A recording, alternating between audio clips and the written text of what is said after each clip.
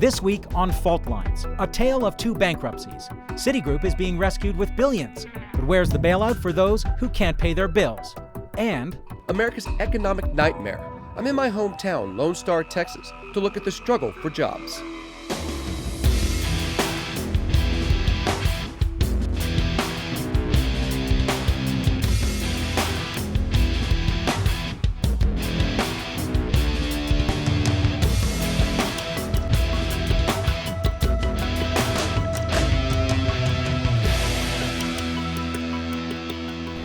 here at the epicenter of the global financial crisis, there's a lot of anger in the United States today. Now that sparked a bunch of media chatter here about populist rage and pitchforks and torches, as if millions of people losing their jobs were nothing more than extras in a vampire movie. In fact, the anger here is coming from a feeling that there are double standards in U.S. policy, a sentiment familiar in the global South, which is now coming home to roost in the USA. Banks considered too big to fail are being kept alive on trillions of taxpayer dollars, while every day in this country, 6,000 individuals and small businesses are going bankrupt. So people are angry, and understanding why can help shed some light on the personalities and policies that created this crisis and point the way to some possible solutions. In that spirit, here's a story we're calling A Tale of Two Bankruptcies. Meet the Bachards. Frank, Jeanne, Kelly Jean, Frank Jr. Both parents bus drivers for the city of Bridgeport, Connecticut. Until recently, hardworking members of the U.S. middle class. But a series of health problems put Frank and Jeanne out of work. They started buying groceries with their credit cards, building up a debt that is now unpayable. As the economic crisis deepens, so does their desperation. We don't know what to do. There just seems to be no way out, and we're scared. Meet Citigroup, once the biggest publicly traded company in the world, now a bank on the edge of a breakdown. The U.S. government has committed some $350 billion to protecting Citigroup from collapse, more than 20% of all the money shoring up the banking sector. I would say right now, Citibank is bankrupt. Citibank is so large they're afraid to resolve it. One family, one bank. Obviously not comparable in most respects, but both are facing towering debts. Both need help to get through this crisis. How did they end up here? And what will happen to them next? Therein lies the tale. I did not have sexual relations with that woman. The year is 1998. In the US, Viagra is approved by the FDA. In London, Pinochet is arrested. And in Jakarta, Suharto loses his grip on power after 32 years. For the Bachards, 1998 was the good times. They both had solid jobs with the city. We didn't have to worry. We had everything set. We paid our bills on time. We had fairly decent credit until he lost his job. And that all went down the toilet. For Citibank, 1998 was a fantastic year. Rob Johnson remembers it well. In the 80s, he kept an eye on Citi as chief economist for the Senate Banking Committee. In the 90s, Citi was the competition when he ran an international currency fund for George Soros. I took him to Coney Island to talk about the ups and downs of the American banking icon. Citigroup is essentially the American Goliath. It's the biggest of the big. They have offices in over 100 countries, and in essence, they're a major political and economic factor on planet Earth. And 1998 was when Citi became that big, merging with a huge insurance company to create the largest financial institution in the world, Citigroup. There was only one problem. It was against the law. Depression-era rules prevented risk-hungry investment companies from combining with more stable businesses like insurance and consumer banking. The Glass-Steagall law and other regulations were getting in Citi's way. Citibank, as a lobbyist in Washington, was very, very formidable and worked very hard to break down these boundaries. They didn't just come apart by themselves. So Citigroup had friends on the inside, like Alan Greenspan at the Federal Reserve, Treasury Secretary Robert Rubin, his deputy Lawrence Summers, and their young protege, Timothy Geithner. They embraced deregulation with religious fervor and globalized it through aggressive free trade. In 1999, Greenspan, Rubin, and their colleagues convinced Congress to repeal the Glass-Steagall Law, paving the way for the Citigroup merger. It was a watershed moment. Well, I think it sent a signal to the world that there was no more resistance to global market, what we'll call financialization. But the financial sector was, in essence, triumphant, and they get their constraints removed. And these men, all of whom were treated with the highest regard, Summers, Geithner, who was a deputy of Summers, Rubin, Greenspan, all of them were treated like they were great men. They were the committee that saved the world, according to Time magazine.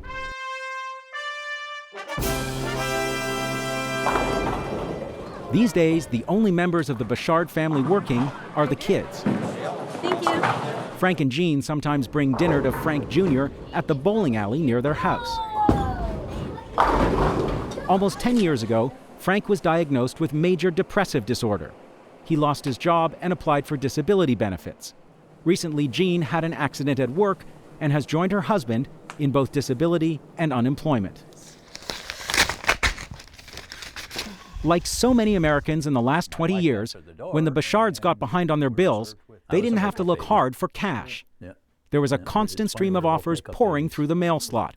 Credit cards, promising cheap money with few questions asked. I have approximately 14 pages of debt, Midland Credit, Worldwide Asset Purchases, Investigation and Recovery SHBC Corp, First Bank, Premier Bank, Capital One Auto Barclays Finance, Bank of Delaware, National First Auto Premier Bank, American Finance, Wells Fargo Bank, and the list just goes on and on and on. Are you guys credit card junkies? Are you going out there getting loans left, right, and center? No.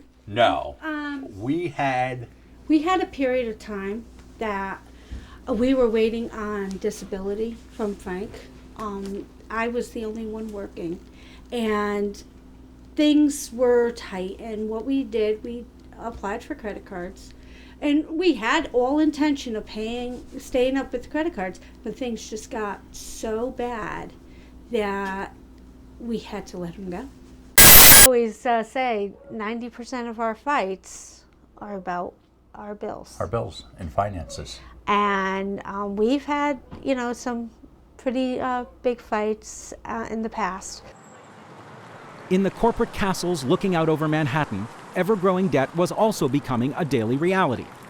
Not for survival, though, but for mega profits. Big banks took on more and more leverage, the Wall Street name for debt, betting on complex financial products like derivatives. By 1998, the market had grown to $27 trillion. I, at that time, was an official in the Commodity Futures Trading Commission. Michael Greenberger was a government regulator at a key moment. He and his boss saw the derivatives bubble inflating and tried to step in. And Brooksley Born, who was the chair of the CFTC, essentially issued a document that said these instruments should be regulated. And, by the way, we've had almost 24 economic dislocations because of the lack of regulation. But the Committee to Save the World didn't see it that way. Robert Rubin and Alan Greenspan fought back. And they urged Congress to block our efforts. And to make a long story short, Congress ultimately did block our efforts. And unfortunately, the bankers and their lobbyists were also dropping off big bags of money to people in Congress to get the legislation passed.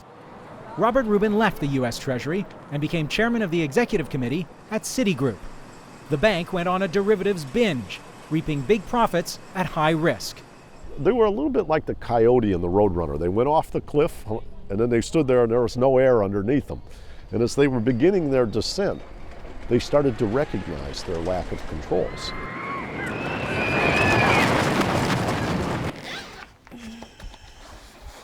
Back at the Bachards, the free fall has been going on for years now. What you're seeing is just an example of the credit cards that we've had in the past. None of these cards have anything left on them right now. They are all maxed out. That debt seems like a mountain to Frank and Jeanne, but only a small part of it is what they borrowed. And all these big companies they're nickeling and diming you to death. You have a credit card or whatever with them, but they're charging this fee and that fee, and it adds up. This is a $300 credit card, which added up to $1,400. I called a couple of attorneys and I said, what do we do at this point? And they said, I'm going to be honest with you, your only out at this point is to file for bankruptcy. But that wasn't so easy. A new bankruptcy law passed in 2005 after years of lobbying by the industry made it harder and more expensive to go broke. Before you're done and over with, you're definitely looking to spend at least $1,000 to claim bankruptcy. We don't have $1,000. So You're telling me you can't afford? We can't afford can't. to go Correct. bankrupt. Yet we're $50,000 in debt. So what do we do? Over at Citigroup, the meltdown happened in a slow-motion sequence of denial, disaster, then salvation. In 2007, when the subprime mortgage crisis exploded, the bank insisted that its mortgage investments were safe. 1 year later, Citi was facing $65 billion in losses. The banking bubble had burst. We deregulated over-the-counter derivative products, which at the time amounted to $27 trillion notional worldwide. Today, $800 trillion notional worldwide. It blew somewhere between a $3 trillion and $4 trillion hole in the world economy. And that is where our two stories take decidedly different turns. When it came to the crisis at Citigroup, the U.S. government came riding to the rescue. A $25 billion capital injection, then another $20 billion, then more than $300 billion in guarantees for Citi's bad loans. And through the revolving door connecting Washington and Wall Street came some familiar figures reprising an earlier role, appearing this time, though, as the committee to save Citigroup. You see Robert Rubin, who at that time was the third-ranking official within Citigroup, consulting with the president-elect and having one of his top people become Secretary of the Treasury. Larry Summers becomes head of the president's National Economic Council. And it's a rather remarkable process. Mr. Rubin and Citigroup declined our repeated requests for an interview. Well, Citigroup is in good shape. But we did speak to Steve Bartlett, the head of an industry association representing most of the biggest banks. He says that saving Citigroup has been worth it. If Citi is so strong and has such a strong foundation, why did it need $45 billion of injections from the U.S. government and more than $300 billion in essentially insurance for its losses? It wasn't to save individual banks. It was surely not to save individual shareholders. The shareholders, as they should have, lost a ton of money, most of their money. But it was to save the economic system and the financial system, and that's what happened. But Frank and Jeanne Bachard are not buying it. Like so many in the United States these days, they're left with a single burning question. Where's my money to bail me out? Right. I don't need $1 billion. I don't even need $1 million. The question is being asked right now, with all the money that we've thrown at the banks, we're talking about several $1 trillion, whether we wouldn't have been better off just to give it to the people who need the credit to run their businesses, who need help to pay their mortgages. But with hundreds of billions already spent and more bank bailouts looming, a real change of course appears less and less likely. So anger in the United States keeps growing. The question now is what it will take to get the government to listen. What the government now tries to do is discredit those people for their anger and their concerns by calling them angry or raging populists. The problem is sometimes rage is valid. Sometimes the double standard and the contradiction that makes you angry is because you're seeing things with clear eyes. And I think in this instance, or at least I hope, that the U.S. administration under Obama is not so drunk on their own victory that they discount this valid rage, because it will come back to haunt them.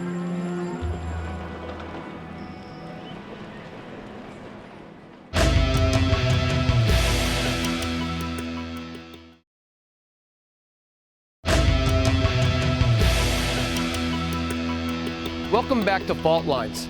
Here in Washington, the biggest story is the economy and how to get out of the recession. The government's bailing out banks with billions of taxpayer dollars. But what about those who are really suffering?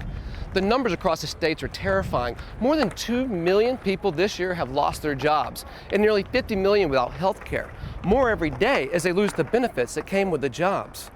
Every one of those people has a story to tell, and it's no different in my hometown.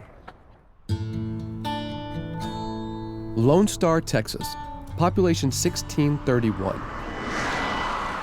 There's only one industry here, a U.S. steel plant that pumps out pipes used in oil and gas drilling. Or I should say, it used to.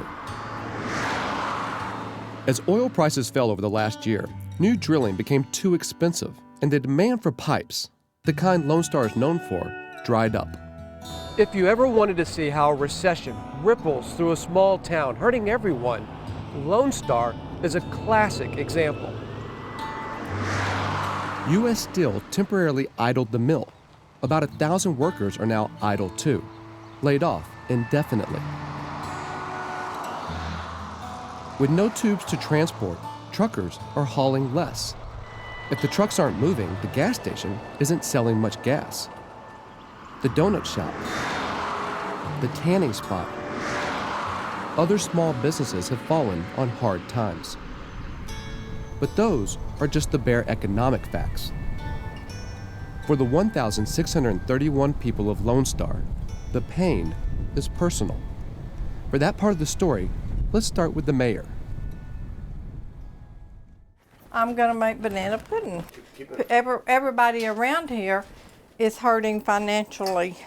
So, and people aren't spending, you know, they're trying to save their money. Like, how does that affect it, the weakened economy affect your city? Does it affect the taxes you're bringing in? Or Well, it affects your tax base because we get money that's spent in Lone Star. Some people can't pay their water bill, and that's hurting our economy. And then all the taxes aren't paid, so they're having delinquent taxes to catch up. Oh, if you're wondering why the mayor's making my favorite dessert, banana pudding, well, she's my mom too. My family has a long history in this part of Texas. My dad built that mill as an iron worker in the 40s. In fact, the mill really created the town. Lone Star incorporated in 1951 to keep the steel mill going after the war. The mill created the lake too. The owners built a dam so there would be a source of water to cool the equipment. And the lake is what creates the view for the Scenic View Motel and Marina, owned for the last 11 years by Jim and Kim Sly. How's business been? The last 2 years, it was absolutely, we were running in the high 90%, both in the RV park and in the motel. But after U.S. Steel shut down, it went from we were booked with a waiting list to we've got nobody in here except for y'all now. Cotton Burks was laid off 2 months ago. A steel worker in Lone Star for years.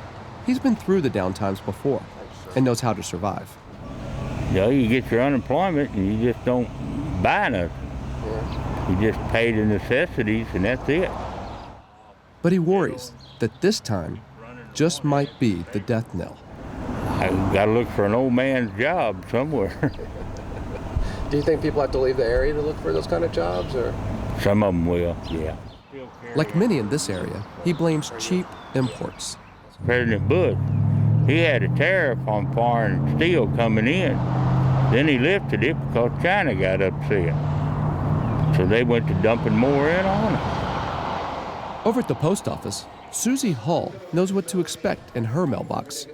Every day, get the bills. That can't be a fun task. Yeah. Just bills.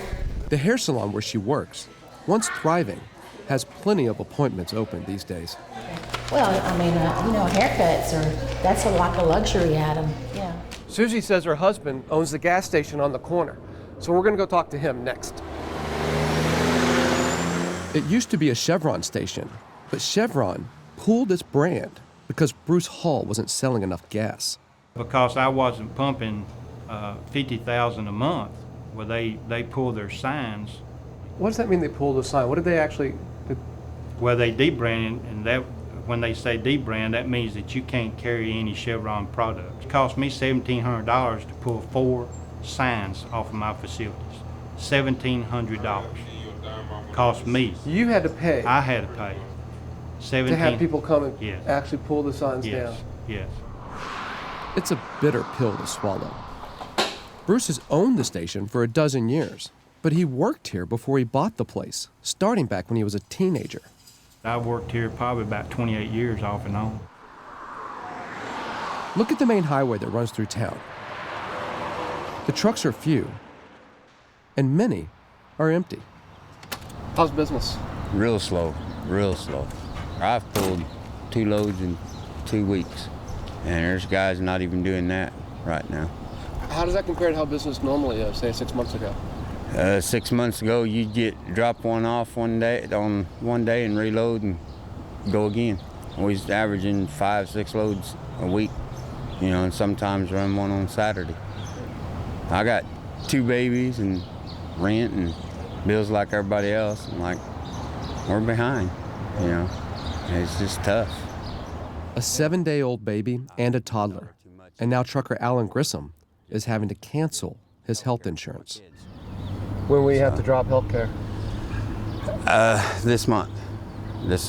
Matter of fact, I'm doing it today.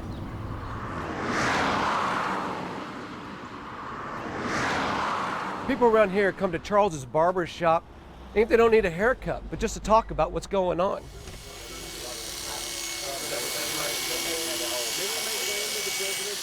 You get many people from the steel mill come in here? Probably 3/4 of my customers. 3/4? Yeah. And they've all been laid off now? All but a few. And you think they can last about a year while unemployment goes? But in a year when they run out of unemployment? Maybe Obama will do something then.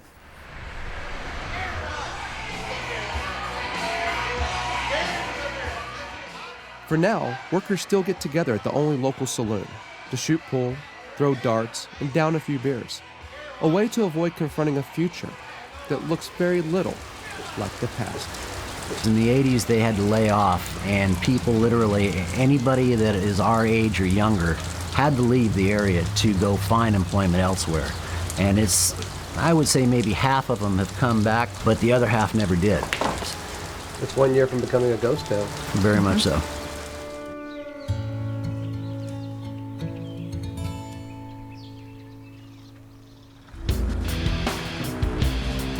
On the next episode of Fault Lines, is the heart being torn out of Detroit? America's failing auto industry, the city that needs it, and the forces that have brought it to its knees.